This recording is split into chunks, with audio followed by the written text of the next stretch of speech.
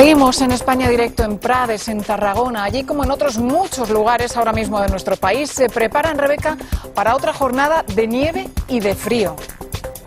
Y mira cómo se preparan, Pilar, estupendamente, con una hoguera de las de la antigua usanza que no sabes cómo calienta. Estamos a 3 grados de temperatura aquí en Prades, en un pequeño pueblecito de la montaña de Tarragona, y además ya tienen todo listo. Estamos entrando en un almacén de sal y he hecho un vistazo porque aquella montaña de sal tiene hasta 5.000 kilos. ¿Para qué? Bueno, pues para repartirlos en previsión de las nevadas que se esperan durante toda la noche. De hecho, esta mañana ya hemos visto cómo empezaban a actuar esos camiones. Hemos subido toda esta montaña con el coche y veíamos cómo las carreteras estaban absolutamente congeladas, había cierto peligro y ya había algunos camiones que estaban echando sal en algunos puntos dispersos de esta montaña.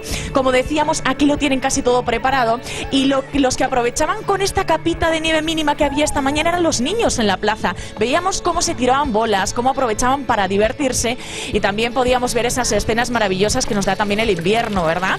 Bueno, pues esas fuentes completamente congeladas.